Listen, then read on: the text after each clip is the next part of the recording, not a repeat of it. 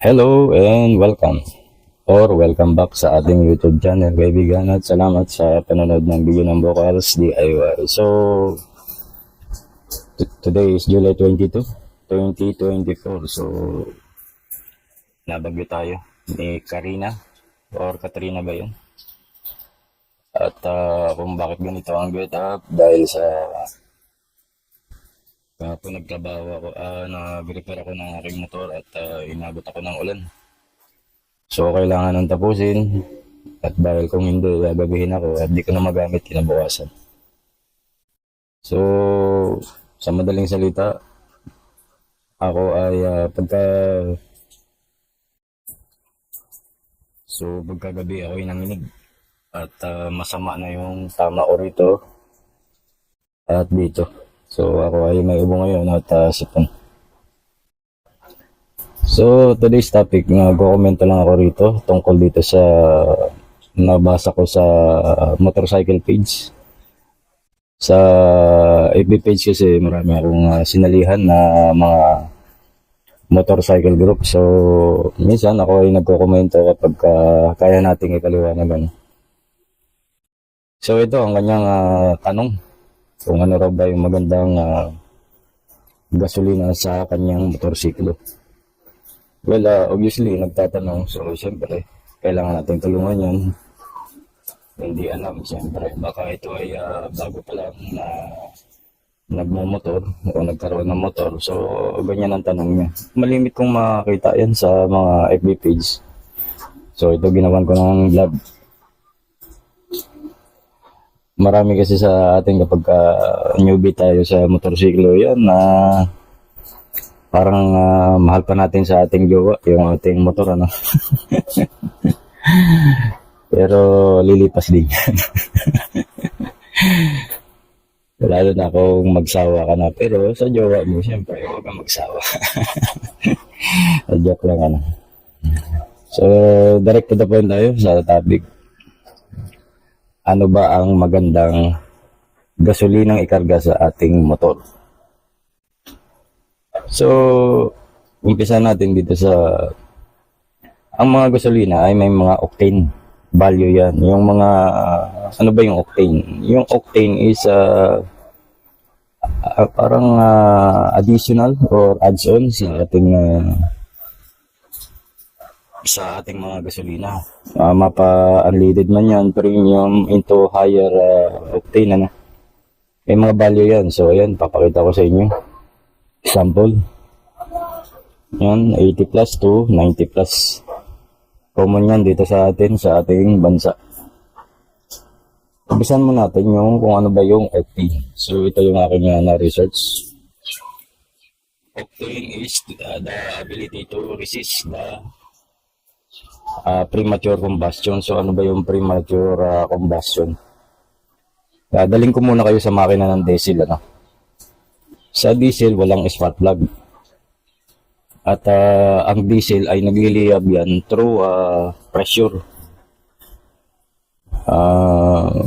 Pagdating ng pagka ang piston ay paakit na at na-reach niya yung napakalakas na pressure, ay automatic na magliliyab yung diesel.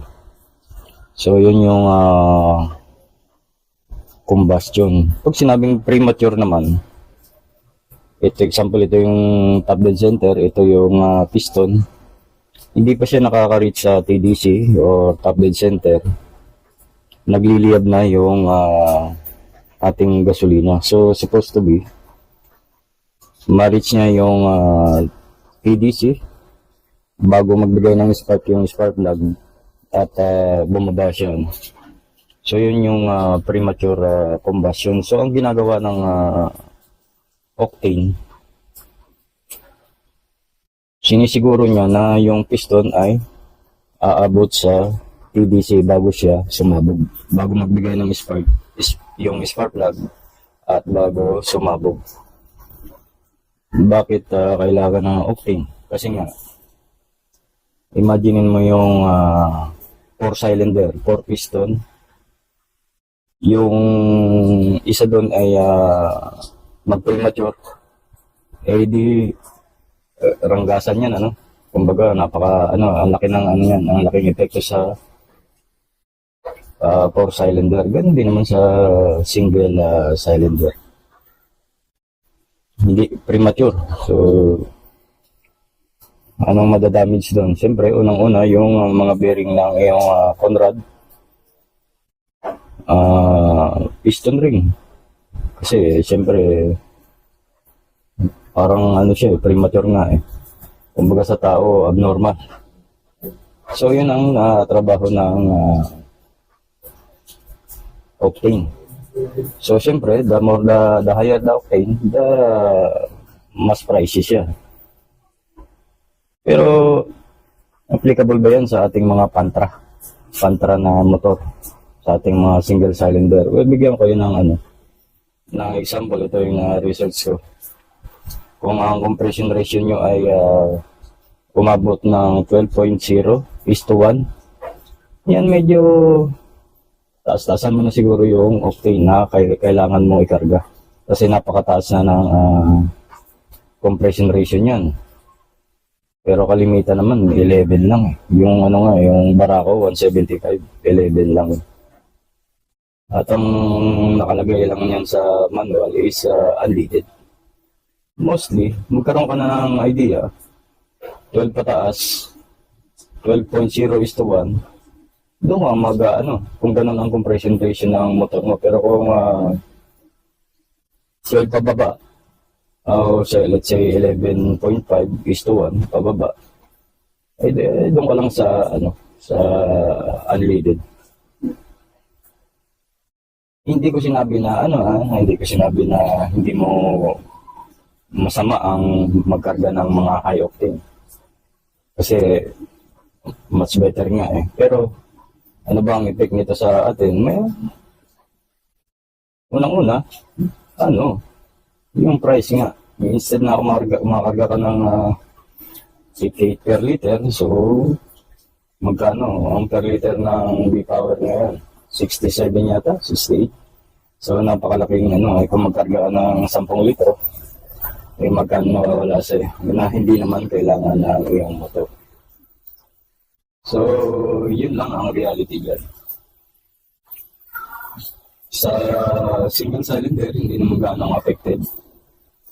Pero kapag naka-4 cylinder ka kotse, ay stick to your manual. Kung ano yung required na gasolina, yun yung ikarga. To avoid knocking, yan. So, yun lang. Advice ko sa'yo, kahit ano.